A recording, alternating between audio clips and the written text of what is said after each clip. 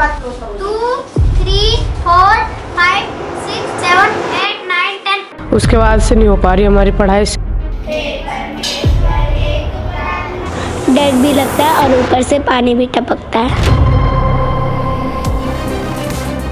तस्वीरों में दिख रहे इस बदहाल स्कूल को देखकर आपको लग रहा होगा कि ये प्रदेश के किसी ऐसे इलाके में स्थित होगा जो सरकार बहादुर की आंखों से बहुत दूर हो। इतनी दूर कि इस स्कूल की सिसकियां सत्ता के कानों तक पहुंचने से पहले ही खत्म हो जाएं। लेकिन अगर हम कहें कि स्कूल प्रदेश के किसी दुर्गम इलाके में नहीं बल्कि उस देहरादून के बीचों बीच है जहां पूरा सियासी तंत्र रहता है, जो देहरादून न केवल भारत बल्कि विदेशों में भी एजुकेशन हब के रूप में विख्यात है, तो क्या आप यकीन करेंगे अगर हम कहें कि राज्य की विधानसभा से इस स्कूल की दूरी मात्र 5 किलोमीटर है, मुख्यमंत्री आवास से मात्र 4.5 किलोमीटर है, शिक्षा मंत्री के आवास से मात्र 3 किलोमीटर है, प्रदेश के शिक्षा निदेशालय से मात्र 4 किलोमीटर है और राज्य सचिवालय से मात्र आधा किलोमीटर है, तो क्या तब भी आप यकीन करेंगे? मगर यही सच है। ये बदहाल स्कूल इसी देहरादून में है। परेड ग्राउंड से करीब 50 मीटर दूर और सचिवालय से करीब 500 मीटर की दूरी पर स्थित राजकीय प्राथमिक विद्यालय और जूनियर हाई स्कूल की अगर ये हालत है तो राज्य के दुर्गम इलाकों के स्कूलों का क्या हाल होगा? दरअसल ये एक नहीं बल्कि 2 स्कूल हैं, राजकीय प्राथमिक विद्यालय और राजकीय जूनियर हाई स्कूल। ये बदहाल स्कूल प्रदेश की जर्जर हो चुकी शिक्षा व्यवस्था का जीता जागता प्रमाण है। देहरादून शहर के बीचों बीच परेड ग्राउंड के पास स्थित स्कूल उस सड़क के पास है जहां हमेशा नेताओं अधिकारियों की आवाजाही रहती है, लेकिन मजाल कि किसी भी जिम्मेदार शख्स की निगाहें इस तरफ गई हों। ऐसा इसलिए क्योंकि इन स्कूलों में रसूखदारों के नहीं बल्कि गरीब गुरबों के बच्चे पढ़ने आते हैं। देहरादून के कई वीआईपी मार्गों में से एक है परेड ग्राउंड और सचिवालय जाने वाला मार्ग। परेड ग्राउंड से करीब 50 मीटर की दूरी पर और सचिवालय से करीब 100 मीटर की दूरी पर स्थित है राजकीय प्राथमिक विद्यालय और जूनियर हाई स्कूल, जो कि किसी भी पल किसी भी बड़े हादसे को दावत दे सकते हैं, जो कि किसी भी पल किसी भी बच्चे की जान ले सकते हैं। और ऐसा हम इसलिए कह रहे हैं क्योंकि इस स्कूल के जो हालात हैं वो इतने ज़्यादा जर्जर हो चुके हैं कि ये खुद अपनी जो ये राजकीय प्राथमिक विद्यालय और जूनियर हाई स्कूल है खुद अपनी आखिरी सांसें गिन रहे हैं। यानी जिस सरकारी स्कूल पर बच्चों का भविष्य संवारने की जिम्मेदारी है वो खुद ही अपने भविष्य को लेकर आखिरी सांसें गिन रहा है। और एक मज़े की बात आप ये भी देखिए कि पीछे ये बोर्ड आप देख रहे हैं, 1 साल नई मिसाल, दिव्यांग बच्चों के लिए खुलेगा विशेष स्कूल, दिव्यांग बच्चों को घरों में पढ़ाने के लिए 285 विशेष शिक्षक। ये जो राज्य सरकार है, 1 साल नई मिसाल के बारे में ये पोस्टर छापा गया है और इसमें नए विशेष स्कूल खोलने की बात की जा रही है, लेकिन इसी पोस्टर के सामने जो ये राजकीय प्राथमिक विद्यालय है और जूनियर हाई स्कूल है, एक बार अगर इस पर भी नज़र डाल लेते तो शायद ये पोस्टर लगाने की नौबत ना आती।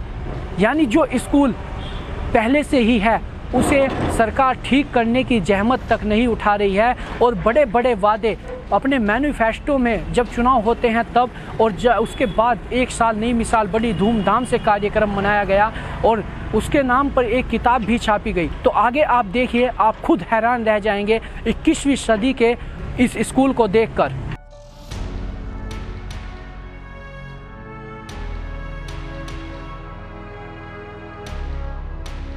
देहरादून की सबसे ज्यादा वीआईपी सड़कों में से एक है परेड ग्राउंड और सचिवालय जाने वाली ये सड़क।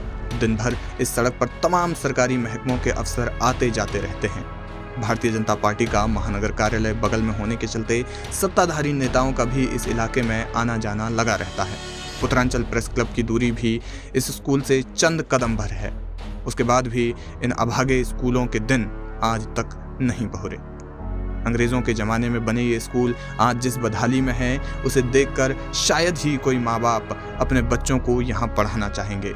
यही वजह है कि यहाँ पढ़ने वाले बच्चे बेहद गरीब परिवारों के हैं, इतने गरीब कि उनके आने जाने का किराया भी स्कूल में पढ़ाने वाली शिक्षिकाएं अपने वेतन से देती हैं। स्कूल की दीवारें जर्जर हो चुकी है, टिन की छत टूटी हुई है, दीवारों से प्लास्टर उखड़ चुका है।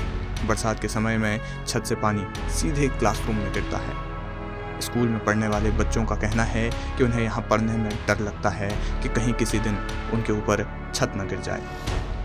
डर भी लगता है और ऊपर से पानी भी टपकता है, तो यहाँ पर बाल्टी लगा देते हैं। हमको तो डर लगता है, बरसात में चूते भी रहते हैं।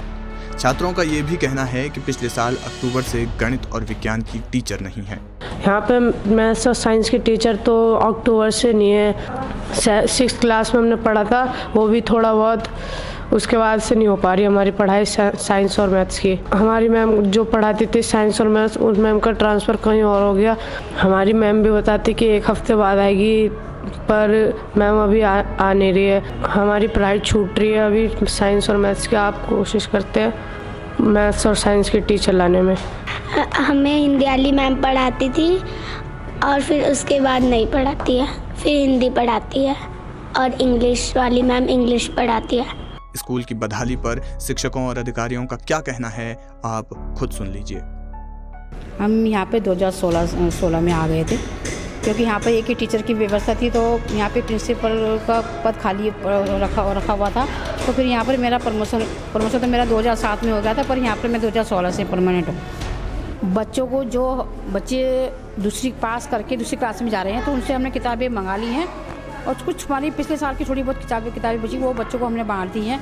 तो फिलहाल तो अब उसी से काम चल रहा है ना। अभी सरकार के द्वारा कोई किताबें नहीं आई, पिछले साल आई थी, वो हमने बच्चों को बांट दी। कुछ साल पहले ऐसा होता था कि SSC का, हमारा जो SSC का खाता है, उसमें पूरा मतलब जितने बच्चे हम संख्या देते थे बच्चों की कि हमारे बच्चे स्कूल में इतने बच्चे हैं, तो वो उसके मुताबिक पैसा आता था। और अब सरकार ने ये कर दिया कि बच्चों के अकाउंट खुला रखे हैं बैंक में, तो प्रत्येक बच्चे के 600 रुपये बैंक में बच्चों के खाते में जा रहे हैं। इसलिए बच्चे ड्रेस बना नहीं पाते, माँ बाप पैसे निकालते हैं, दाल चावल भर लेते हैं, बच्चे कैसे अब बोल ही सकते हैं हम लोग। हम अगर बच्चों को किराया दे रहे तो वो बच्चे स्कूल में आ रहे हैं, क्योंकि इस तरह का बच्चा हमारे यहाँ आ रहा है कि जो उनको खाने तक के तो लाले पड़ रहे हैं। माँ बाप मजदूरी करते हैं, वो चल जाते हैं बेचारे, अपना कैसे भी तैयार होकर खुद ही आते हैं वो, तो क्या करें, किराया तो उनको देना ही पड़ता है। हमारे से प्रस्ताव मांगा गया था कि हमने इसकी सूचना आगे अधिकारी को दी थी। उन्होंने बोला था कि आप इसका प्रस्ताव बना के दे दो, इसका जब पैसा आएगा तो हम इसको यहाँ पर काम लगेगा यहाँ पे। तो अभी तो कोई हमने एक बार देते, दोबारा उन्होंने मांग रखा है जिन विद्यालयों की व्यवस्था कैसी है, तो अभी दोबारा देंगे उसका प्रस्ताव, स्कूल की फ़ोटो खींच के जो जहाँ टूट फूट है वो सब उनको फ़ोटो खींच के देंगे अधिकारी को। तो खैर नहीं आई, पर हाँ नगर शिक्षा अधिकारी बाकी और भी काफ़ी लोग आते हैं यहाँ पे, देखते हैं। तब प्रस्ताव तो हमने भेज दिया, अब अभी तक तो कुछ हुआ नहीं है। नहीं, तो स्थिति तो खैर पीछे के कमरों की काफ़ी ख़राब है, लेकिन हम उसके फोटोग्राफ्स वगैरह कई बार दे चुके हैं। अधिकारी ने भी मांगे हैं हमसे, लेकिन हो सकता है कुछ बात हो, उसमें कोई प्रस्ताव बन रहे हैं, होगा। आश्वासन तो यही मिला है कि जल्दी काम होगा उसमें। उम्मीद तो हमें भी यही है कि हो जाएगा। रेड गाँव में जो बिल्डिंग है बहुत पुरानी बिल्डिंग है, और उसमें हमारा एक जूनियर स्कूल, एक प्राइमरी स्कूल हमारा चल रहा है। हम एक कोशिश करेंगे अभी बहुत जल्दी कि वो उसमें जो रिपेयरिंग से वो बिल्डिंग ठीक हो जाए, तो अपने डायरेक्टर से धनराशि से उसके लिए मंगाते हैं और फिर उसको हम ठीक कर देंगे। जहाँ तक टीचर का सवाल है, टीचर की व्यवस्था हम तुरंत, हम एक साइंस टीचर उसका ट्रांसफ़र हो गया था, तो तुरंत हम एक साइंस टीचर की व्यवस्था वहाँ पर अवेलेबल कर देंगे। टीचर का एक समायोजन करना पड़ता है, इधर से उधर समायोजन करना पड़ता है, और टीचर हमारे पास एक लिमिटेड संख्या में होते हैं, उनका प्रमोशन करना पड़ता है, और तब जाके उनकी आपूर्ति हो पाती है। तत्काल हम उसकी व्यवस्था करने वाले हैं। हमारा डिस्ट्रिक्ट प्लान है, उसमें हम व्यवस्था करते हैं, राज्य सेक्टर है उसमें हम व्यवस्था करते हैं, और हमारा समग्र शिक्षा अभियान है उसमें हम व्यवस्था करते हैं। स्कूल को बेहतर करने का आश्वासन सुनने में तो अच्छा लगता है, मगर जब तक धरातल पर काम नहीं होता तब तक कौन यकीन करेगा।